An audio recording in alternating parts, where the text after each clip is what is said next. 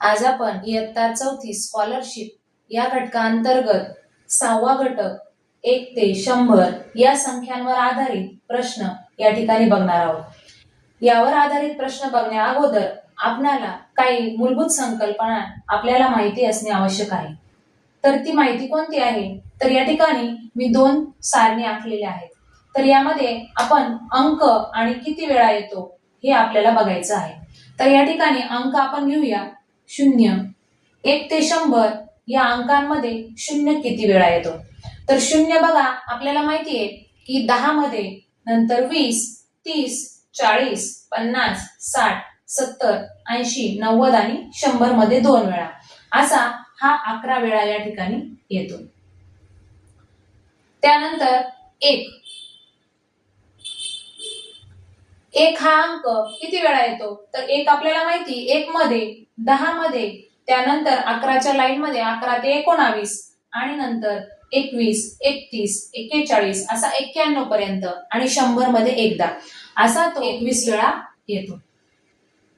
बाकी पुढील सर्व अंक हे आपल्याला 2, 3, 4, 5, 6, 7, 8 आणि 9 हे सर्व अंक या ठिकाणी 20-20 वेळा येतात.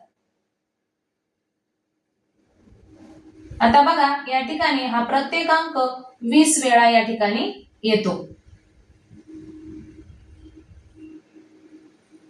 त्यानंतर आपल्याला जर विचारलं की 10 ते 99 हे झाले 2 अंकी संख्या. या 2 अंकी संख्यांमध्ये हे अंक किती वेळा येतात? तर प्रत्येक अंक हा किती वेळा येतो ते आपण बघूया. प्रत्येक अंक किती वेळा येतो? तर हा 0. बघा 1 ते 100 मध्ये या ठिकाणी 11 वेळा आपल्याला दिसतो. तर तो 10 ते 99 म्हणजे 2 अंकी संख्यांमध्ये समजा या ठिकाणी 100 मधून 2 वेळा येतो, तो निघून गेला, तर 0 हा या ठिकाणी 9 वेळा येतो. त्यानंतर पुढील प्रत्येक अंक 1, 2, 3, 4, 5, 6, 7, 8 आणि 9 हा प्रत्येक अंक 19 वेळा या ठिकाणी येतो. 3 हा सुद्धा 19, 4, 19, 5, 19, 6, 19, 7, 19, 8, 19 आणि 9 सुद्धा 19. आता या 2 सारणी जर आपल्या लक्षात आल्या तर आपण यावर आधारित प्रश्न सोडू शकतो. त्यानंतर 1 ते 100 मधील एक अंकी संख्या किती? आता एक अंकी संख्या आपल्याला माहिती आहे 1, 2, 3, 4, 5, 6, 7, 8 आणि 9 आपल्याला त्या 9 येतात. तर एक अंकी संख्या या 9.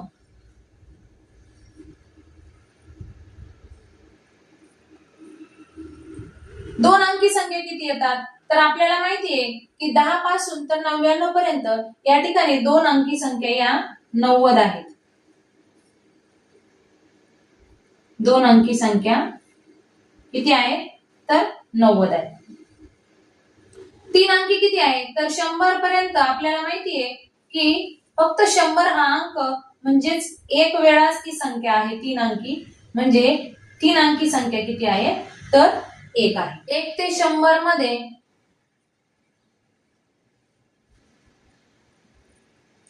शून्य असलेल्या संख्या किती? आता शून्य असलेल्या संख्या म्हटलं तर आपण काय करू शकतो? 10, 20, 30, 40, 50, 60, 70, 80, 90 आणि 100. बघा शून्य असलेल्या संख्या 1, 2, 3, 4, 5, 6, 7, 8, 9 आणि 10 म्हणजे 0 11 वेळा येतो. तर 0 असलेल्या संख्या किती आहेत?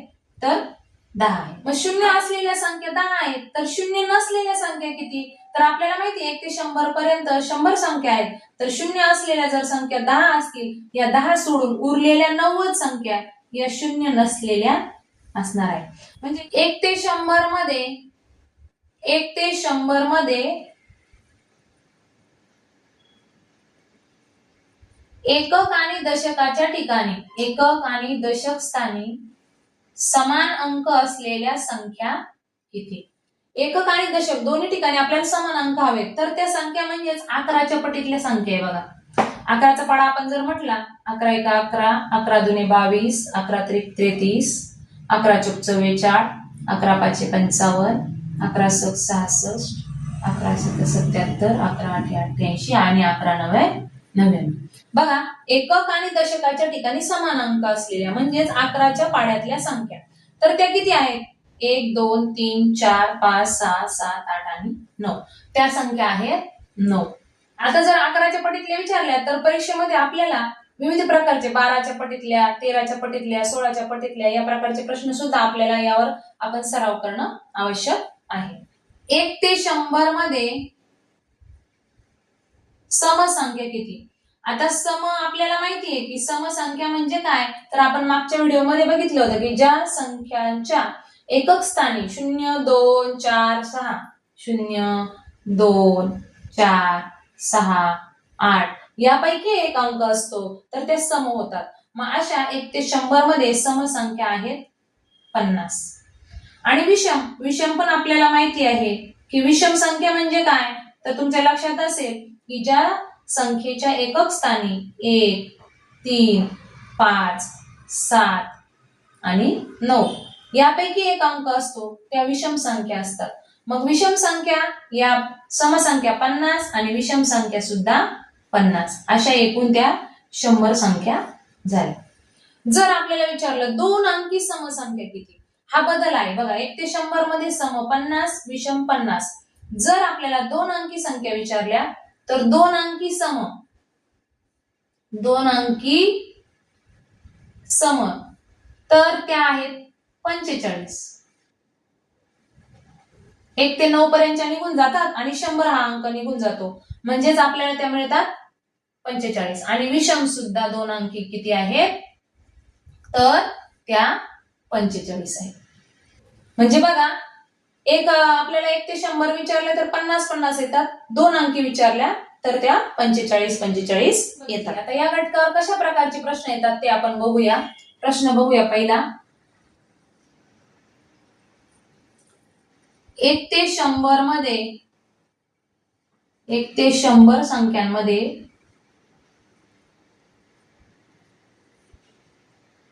20च्या पटीतील संख्या किती?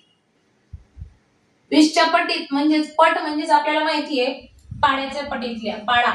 20चा पाडा आपल्याला येतो 20 एक 20, 20 दुने 40, 20 त्रिक 60, 20 चौक 80 आणि 100 पर्यंत जर म्हटलं तर 20 पंचे 100. म्हणजे 20च्या पटीतील संख्या जर किती येतात तर त्या संख्या आहेत 5. किती आहेत? 5. त्यानंतर प्रश्न दुसरा. 1 ते 100 मध्ये 7 हा अंक किती वेळा येतो? आपण मगाशी सारणी बघितली की 0 आणि 1 सोडला तर 2 पासून 7 पर्यंतचे अंक हे 20 वेळा येतात. म्हणजे या प्रश्नाचं उत्तर आपल्याला लगेच काही क्षणात मिळतं बघा, 20. प्रश्न तिसरा. सर्वात कमी 1 ते 100 मध्ये सर्वात कमी कोणता अंक येतो?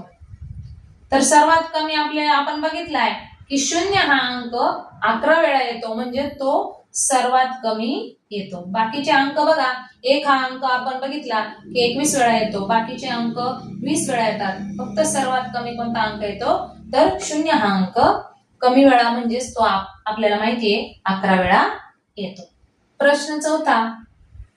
1 ते 40 संख्यांमध्ये 2 अंक नसलेल्या संख्या किती? आता आपण बघूया 2 अंक नसलेल्या म्हणजेच 2, त्यानंतर बघा 12, 20, 22, आता 20 नंतर 21 पासून तर 29 पर्यंतच्या या 9, त्यानंतर 32, 1 2 3 या 9, 9 3 12 आणि 13 संख्या या आपल्याला 2 अंक असलेल्या सापडल्या. मग 2 अंक नसलेल्या किती येतील तर त्या किती येतील? 40 संख्यांमधून जर 13 वजा केले तर आपल्याला किती संख्या मिळतील? 27 संख्या आपल्याला या ठिकाणी मिळतील. प्रश्न 5वा. 1 ते 20 संख्यांमध्ये समसंख्यांची बेरीज किती? आता समसंख्या आपण लगेच लिहू शकतो बघा. सम लिहिताना आपण काय करणार, 2, 4, 6, 8, 10, 12, 14, 16, 18 आणि 20 ह्या समसंख्या झाल्या आपल्या. मग आता या समसंख्या आहेत तर आपण काय करू, या समसंख्यांची बेरीज विचारली आपल्याला. मग आपण करूया 8 आणि 6 14, 14 आणि 4 18, 2 20, 20 आणि 8 28, 28 आणि 6 झाले 34, 34 आणि 4 38, 38 आणि 2 40. अच्छे आले 4, 4 आणि 1 5 आणि 1 6 7 8 9 आणि 10 11. म्हणजे आपले उत्तर किती आलं तर 110. 1 ते 20 पर्यंत जर समसंख्यांची बेरीज विचारली तर आपलं उत्तर येतं 110. अशा पद्धतीचे प्रश्न या घटकावर आधारित आपल्याला येतात.